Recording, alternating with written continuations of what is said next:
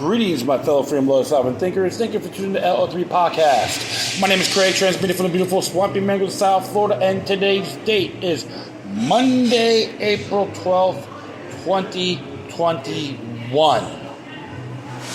Wow, a lot of insane stuff is happening. First of all, I'd like to thank everyone for participating at the Million Maskless March. They had multiple events around Florida. I know they had one in Orlando. There's even one in Fort Lauderdale, which was a very good success. And even the coordinator was a little bit surprised that a lot more people showed up than what he expected, which is very good. And they had an interview on Sunday Night Live via InfoWars on the matter. And Chris Nelson, he did a superb job. A lot of people spoke.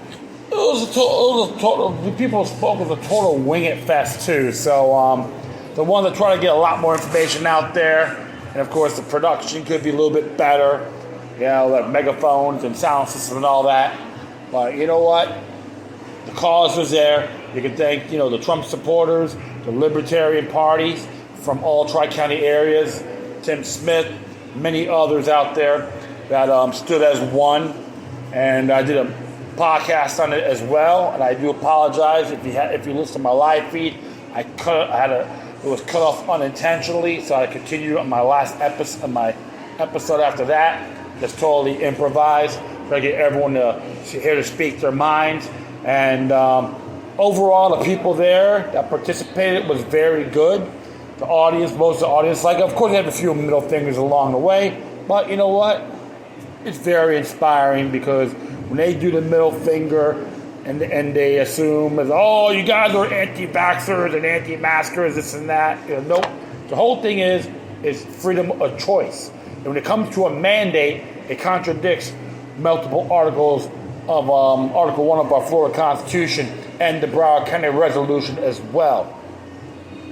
Okay, so those are the facts. All right, and even the commissioners in there don't want to listen, because when I was observing that the last meeting, I know I'm just probably reviewing it from a past episode. When you got commissioners, when you got a lot of folks at the corresponding that says no to it, and they go, oh, well, but I heard other people said they're for it. That's all hearsay. They never went and put their response to the item in. So you know what? With all due respect, the commissioners in Broward County are nothing more than a bunch of tyrannical sympathizers. All right? They just declare themselves as contemptuous hacks. Very arrogant indeed. All right? So I put my 2 cents in on them and did let everyone know that Joe Biden's nothing more than a bend over Bob to the New World Order. And some people didn't like that. So I go, hey, where are your shackles and chains? Is Anthony Johnston or General Idi Amin Dada your Lord and Savior? So I threw first one to one person and the second one to another. So if you want enslavement, wear your shackles and chains. Plain and simple. However, it was a great crowd. Never get mad if they give you the middle finger or tell you to F off. It's inspiring to my ears. So how to address all that out of principle, and many people out there were. Overall, it worked out well. Like some speakers want to address their topics longer, but you know what? We all have their time and space, and the world, the event should never revolve for one person. Chris Nelson did his job. And I'm very proud of him. Him and I, we do touch base, we do network, share information. All right? Florida, freeflorida.me, M-E. I will recommend people go on that website. I'm very pleased, very happy. There's other folks from around the country, around the United States showed up. From Albuquerque, New Mexico, Minnesota, North Carolina, New York, New Jersey, Pennsylvania, Minnesota, Atlanta, 10,000 Lakes. So it's incredible. I even chat with one person from California on my show. So I was very ecstatic, So Gruesome Newsom, you know what I'm saying? Recall Gruesome Newsom to all my brothers and sisters out there in California. Recall him and all those bard-infested hacks you have, okay? Get them all. You got an awesome state constitution. Use it. Don't let them abuse it. So, like I said, it was fantastic. And I know some shootings are happening. Of course, they had a horrific incident in, Brooklyn Park, I think it's Brooklyn Park, Minnesota. And of course, people had a riot, so that's really intelligent. Let's go loot all the shops around the neighborhood because one person got shot. How astute of you! I was even reading in the Epoch Times. It was like the police had to use the wrong weapon. He said he made a mistake, according to the Epoch Times. There's a claim on that. And of course, there was a couple of school shootings in two different areas. The question I have: are they maturing candidates? Was it done by design? Think about it, folks. They're trying to put the fear on every single person out there for Biden's political agenda, which a good amount of knuckleheads from the House of Representatives support illegal contracts. Okay, that's the damn truth. Of course, people are focusing more too about the whole Ukraine and the border around Ukraine and Russia. There's even friction within India again with China, People's Republic of China. Possible going over there and then the whole thing in Taiwan? In Taiwan, for some friction over there. So right now, like I said, the world's in politically, the world's in turmoil, folks.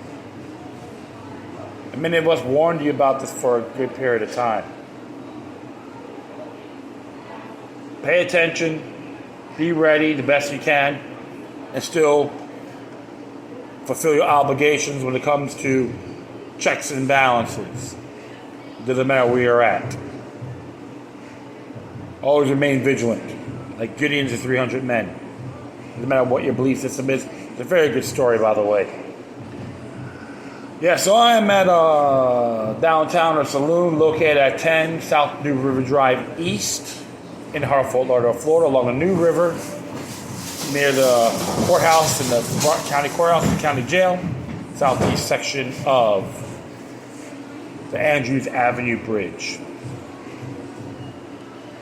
But I gotta admit, it was very fantastic. So, just to give you one more note on the getting the vaccine shots. If any businesses, so forth, try to get you on that, they're getting grants from the state or federal government, call them out on the Nuremberg Code,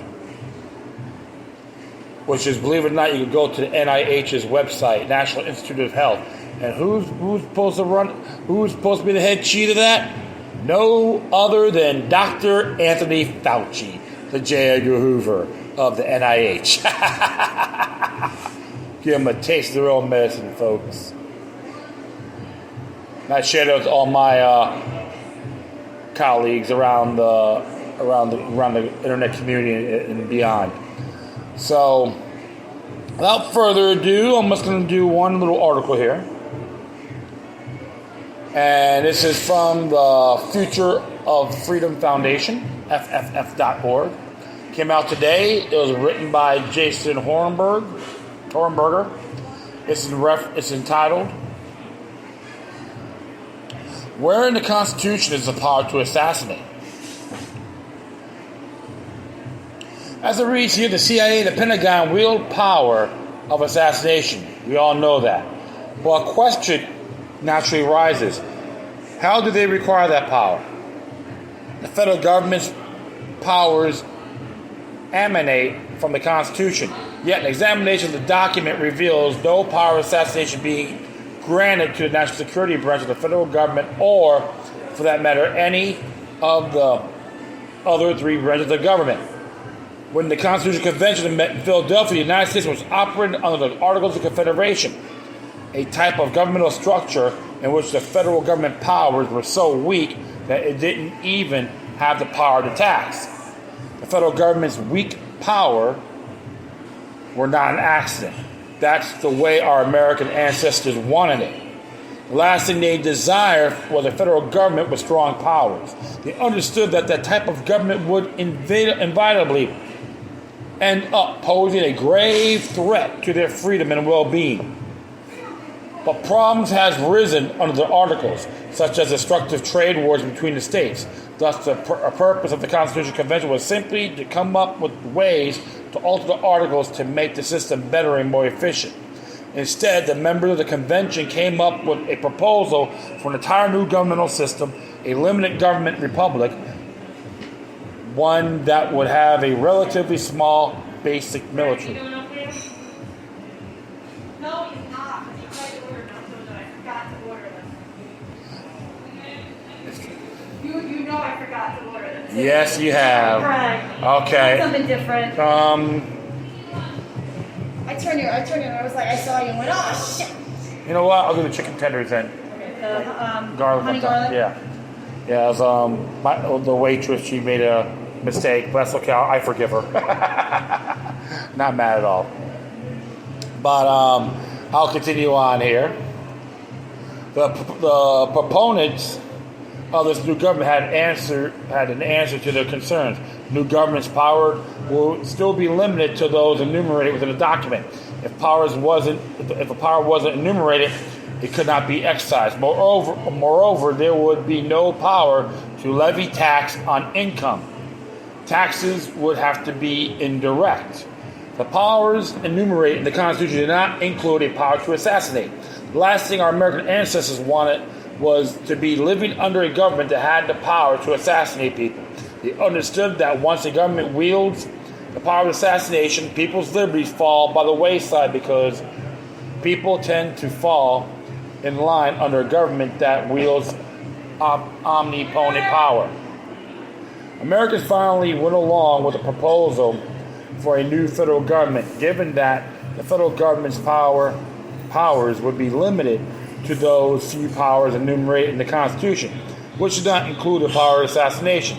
But to make certain that federal officials got the point, our ancestors amended the Constitution soon after it was ratified to provide that, quote, no person shall be deprived of life without due process of law. Due process of law is a term that stretches back to Magna Carta. It involves at a minimum notice and hearing. Before the government can take someone's life, it must first charge them with the crime, then prove them guilty in trial. Our ancestors also amended the Constitution to guarantee people the right of a trial by jury because they didn't trust judges or tribunals to decide the guilt or innocence of people. Thus, the Fifth Amendment expressly prohibits the federal government from assassinating people. Moreover, by its express terms, the prohibition applies to everyone, not just Americans. So why then are the Pentagon and the CIA assassinating people? How do they require this power? The answer is a practical one. They acquired this power because there was no one to stop them from acquiring it. Giving them the overwhelming power that a national security establishment, i.e. the Pentagon, the CIA, and the NSA, wield within the federal government structure, the other three branches of federal government simply deferred and acquiesced to the assassination power. That was one of the biggest consequences of having converted the federal government after World War II from a limited government republic to a national security state. The conversation ended up nullifying the enumerated powers doctrine as well as the Fifth Amendment. Yet, that's not the way things were supposed to be. If the Constitution is to be changed, then the people are supposed to go through the arduous process of securing the constitutional amendment. The conversion to a national security state was done through legislation, not through constitutional amendment. Thus, the conversion should not have operated as a nullification or amendment of the Constitution. Nonetheless, this is how Americans today have come to live under a government that wields the power of assassination, a power that our ancestors would never have permitted the federal government to wield. What can I say? It's not that hard, folks. The military-industrial complex in which President Eisenhower's farewell address heeded this.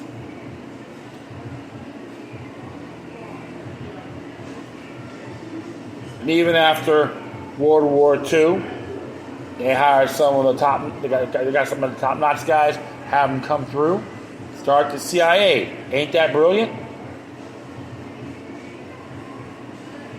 And remember, J. Edgar Hoover was a Nazi sympathizer. That's why you can ask anyone from Antifa, how come you never protested around the FBI building in Washington, D.C.?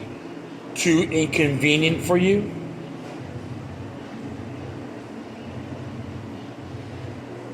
I always questioned this when I was a kid. I still do today.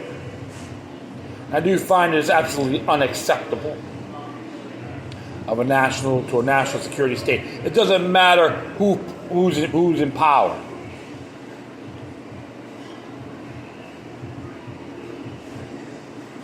When will we learn from this?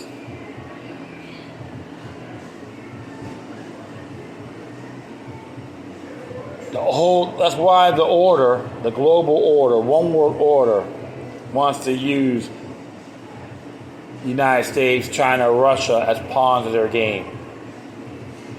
The oligarchs infiltrated our federal government. And we're just an example, my friends. This is notoriously unacceptable. When Drone Man Obama used it to assassinate someone claiming to be Al-Qaeda, everyone's, oh yeah, that's good! Right there. Burn your voter's registration card, denounce your citizenship, and leave. You're part of the problem. That's part of a republic, not an empire, not a national security state. Always question things, my friends. It is essential. If not, it will backfire on you and your loved ones when least expected. We're seeing it right now, little by little. They do it to them. Drone attacks outside in other parts of the world. It can be utilized on us.